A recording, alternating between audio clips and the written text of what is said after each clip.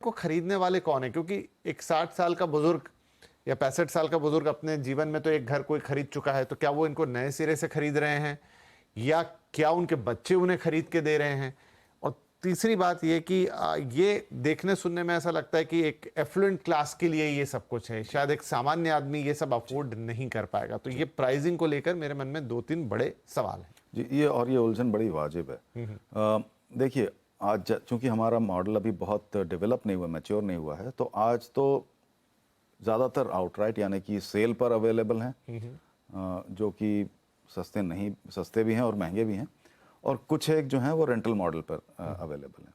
तो ग्लोबली क्या होता है उसकी बात भी करेंगे। तो आज ज़्यादातर वो हैं जो कि इन्वेस्टमेंट के तौर पर लोग खरीद लेते हैं। उसमें कुछ 40, 50, 60 लाख के भी हैं, 70 लाख के भी हैं, कुछ 2-2.5 करोड़ के भी हैं। तो नेचुरली जो आपने कहा कि अफ्लुएंट क्लास ही उसको खरीद पाता है, और अक्सर लोग अपने लिए खुद खरीद लेते हैं समय रहते। या कुछ केसेस में उनके परिवार, उनके बच्चे वो इन्वेस्ट कर देते हैं जिसमें कि वो जाके रह सकें। तो ये एक बड़ा साधारण सा और आम सा मॉडल चल रहा है। रेंटल मॉडल में ये है कि कोई ना कोई इन्वेस्टर पार्टी इन्वेस्ट करेगी और रेंट जो है वो 25,000, 30,000, 40,000 से लेकर 1 लाख रुपए तक के मासिक रेंट पर अवेलेबल हैं। तो वो भी महंगे हो जाते हैं। 20-25 हज़ार भी कोई सस्ता नहीं हुआ देश की, अगर हम, और ये ऐसे समय पे होगा जब उनकी एक्टिव कमाई बंद हो चुकी है, या तो वो अपने पेंशन्स पे हैं या फिर उनके पास जो भी सेविंग्स है, जो सेविंग्स है उससे, या उनके बिहाफ पर अगर कोई और रेंटल पे कर रहा है, तो इस तरीके से। तो ये इस तरह के मॉडल हैं, और इसका मूलभूत कारण यही है कि ये एक आम रियल एस्टेट प्रोडक्ट की तरह ही बन रहे हैं। इसमें कोई एक्स्ट्रा सपोर्ट नहीं है फाइनेंशियल, या एक्स्ट्रा कोई फिस्कल सपोर्ट नहीं है। लेकिन अगर मॉडल एडवांस हो जाए, जो कि बाहर होने लगे हैं, तो उसमें ये प्रोजेक्ट जो हैं इनमें पहले शुरू में ही काफ़ी सारी कॉस्टिंग की, टैक्स की और तमाम तरह की FSI की बेनिफिट्स डाल दी जाती हैं। तो मान लीजिए कि कोई अगर 10 लाख स्क्वायर फुट कहीं पर बना रहा है, उसमें अगर उसने 10,000 स्क्वायर फुट इसके लिए बना दिया, सिर्फ जैसे हमारे यहाँ SRA होता है, हाँ जी, तो उसके लिए आप अलग से बेनिफिट दे सकते हैं। और हमारी महाराष्ट्र की और हरियाणा की 2 सरकारों ने तो कम से कम कुछ पॉलिसीज तो बना ही ली हैं। तो एक्स्ट्रा FSI डाल देते हैं। उसके लिए कुछ कंडीशंस तय कर दी जाती हैं कि आपको इसे इस तरह से लोकेट करना है, वगैरह वगैरह। तो उस केस में क्या होता है, इसकी जो औसत कॉस्टिंग है वो बड़ी वायबल होती है, और फिर इसे आप या तो एक किसी इन्वेस्टर को, लॉक स्टॉक एंड बैरल जिसे हम कहते हैं, कि पूरा का पूरा यूनिट आपने किसी इन्वेस्टर को दे दिया जो आने वाले 10-15 साल तक उसमें इन्वेस्टेड रहेंगे, और फिर वो उसे रेंट पर बड़े वाजिब दामों पर उपलब्ध करा सकते हैं, तमाम फैसिलिटीज के साथ। लेकिन अगर ये सिर्फ एक खरीदार के ऊपर आ जाए, तो उसे तो अपने बचाए हुए पैसों से, या फ्यूचर की किसी इनकम से, या अपने किसी सगे संबंधी की इनकम से ही करना पड़ता है। तो ये इसमें फिलहाल एक अपरिपक्वता है, और ये हमारी आज की वास्तविकता, रियलिटी है कि ये आज इस तरह से है। लेकिन उम्मीद ये है कि जैसे जैसे इस पर अटेंशन बढ़ रहा है, और जैसे जैसे इसमें इंटरेस्ट डेवलप हो रहा है, हमने कुछ फंडिंग टाइप्स के भी नाम दिए हैं, तो इन्वेस्टर्स का भी इंटरेस्ट आ रहा है। तो मैं नहीं समझता कि ऐसा कोई कारण है कि ये फ्यूचर में ज़्यादा वायबल नहीं होगा। मेरा ख्याल है हो जाएगा, पर आज तो रेंटल और आउटराइट। तो इस समय अरविंद जी कितना काम हो रहा है? मतलब कितने डेवलपर होंगे, कितने प्रोजेक्ट्स होंगे जो इस वक्त इंडिया में ऐसे चल रहे हैं? और मैंने ये भी पढ़ा आपकी रिपोर्ट में कि शायद टाटा, गोदरेज जैसे कुछ बड़े जो एस्टेब्लिश प्लेयर्स हैं वो भी अब इसकी तरफ देख रहे हैं। जी जी, तो बिल्कुल सही कहा आपने। और ख़ासकर ये वो नाम हैं जो देश के कॉन्ग्लोमरेट हैं, जो न सिर्फ बिजनेस करते हैं बल्कि ये जनरल सोशल वेलफेयर के लिए बहुत काम करते हैं। चाहे गोदरेज हो, टाटा हो, या तमाम और दूसरे भी हों। तो आज हमारे देश में जो टोटल इसमें हमने जो हिसाब किया है, 20,000 के आसपास करीब यूनिट्स हैं, प्रोजेक्ट्स हैं। लेकिन ये आने वाले समय में 5-6 साल में, या मैं समझता हूँ 10 साल में, इसके दोगुने से भी ज़्यादा होंगे। और ये अच्छी बात ये है कि ये न सिर्फ साउथ में जैसा हमने पहले देखा, बल्कि देश के हर हिस्से में बन रहे हैं अब। गोदरेज ने ऑलरेडी कुछ प्रोजेक्ट्स पे काम करना शुरू किया है, और एक मॉडल जो अपनाना शुरू किया है, मेरी समझ से अच्छा मॉडल है, कि एक बड़ी टाउनशिप में या मिनी टाउनशिप में कुछ प्रोजेक्ट ऐसे तैयार करके वो किसी दूसरे डेवलपर को उसमें इनवाइट कर लेते हैं, अच्छा। जो उसमें इंटरेस्टेड हो करने में, जिनकी स्किल हो उसको बनाने में, जो उसको ऑपरेट करना भी चाहते हो। तो ये एक तरह से एक ट्राईपार्टाइट हो गया कि जो मास्टर डेवलपर है उसने किसी एक दूसरे डेवलपर को लॉन्ग लीज पर या किसी दूसरे अरेंजमेंट के जॉइंट डेवलपमेंट के तहत बुला लिया, इनवाइट कर लिया, और फिर तीसरी पार्टी जो है वो खुद इन्वेस्टर है, एंड यूजर की तरह। ओके। तो इन सब मॉडल्स के बेसिस पर ये बन सकता है। तो आने वाले समय में तो ये 40-50 हज़ार हो जाएगा, ऐसी Units। उम्मीद है जी। और आज ही अगर हम देखें तो नॉर्थ, साउथ, ईस्ट, वेस्ट सब जगह लगभग 2-4 हज़ार के बीच में अवेलेबल हैं। ओके।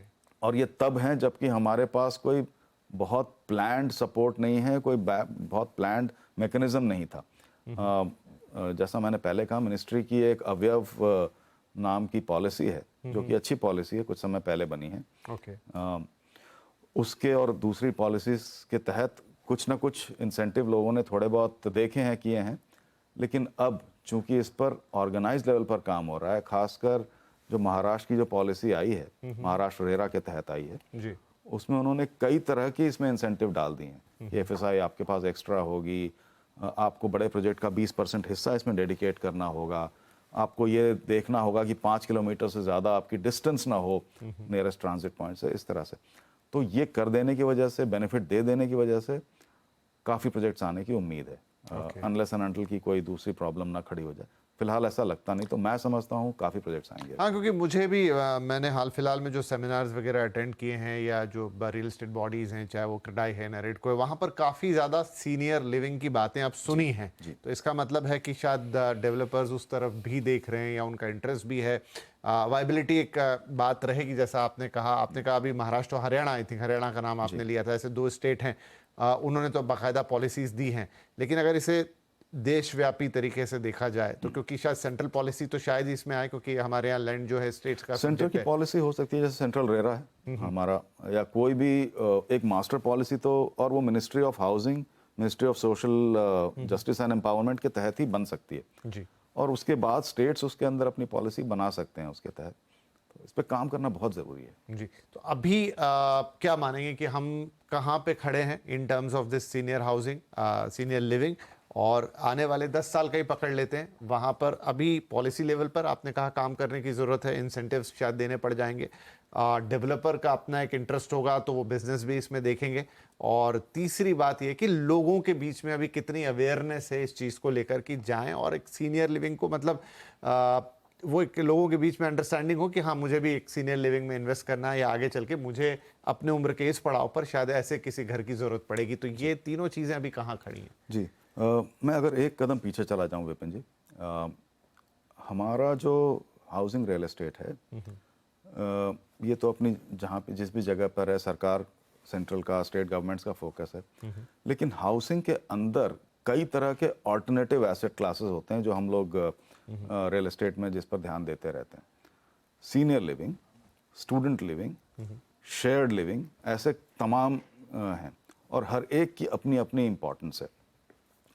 इन तीनों के केस में, आपके सवाल पर आ रहा हूँ, हम बहुत अर्ली स्टेजेस में हैं। ओके। मेरा ख्याल है बिल्कुल नेसेंट स्टेज है, या नेसेंट स्टेज से ज़रा सा बाहर निकले हैं। सीनियर लिविंग पर चूंकि बात हो रही है, तो जैसा मैंने बताया कि इस समय हमारे पास जितने भी प्रोजेक्ट हैं, और आप उसकी तुलना कीजिए कि आपके पास कितने सारे सीनियर सिटीजन हैं इस देश में, राइट। है ना, तो हम शायद आज उस नीड का 4-5% या 2% तक भी केटर नहीं कर रहे हैं। तो हम बहुत अर्ली स्टेजेस में हैं, जिसका मेरा ख्याल है सबसे बड़ा जो इम्प्लिकेशन है वो ये है कि आपके पास करने के पूरे मौके हैं।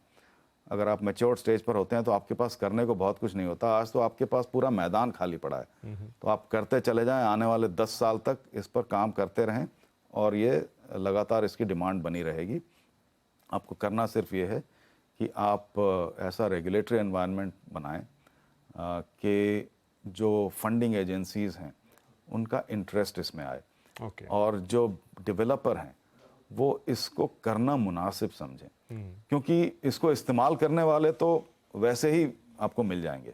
इतना बड़ा देश है, इतनी आबादी है, तो 20, 25, 30 करोड़ लोग तो हैं ही, उसका 1% अगर आप ले लें तो 20-25 लाख लोग तो आपको वैसे भी मिल जाएंगे।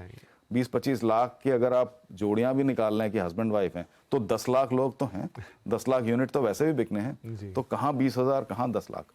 तो बहुत बड़ी अपॉर्चुनिटी हमारे पास है, अर्ली स्टेजेस में है। वापस जाता हूँ, न सिर्फ सीनियर लिविंग बल्कि लगे हाथ में कह दूँ स्टूडेंट लिविंग, आज स्टूडेंट्स हर जगह जा रहे हैं, शेयर्ड लिविंग, इन सब पर काम करने की ज़रूरत है। सब में हम बहुत अर्ली हैं।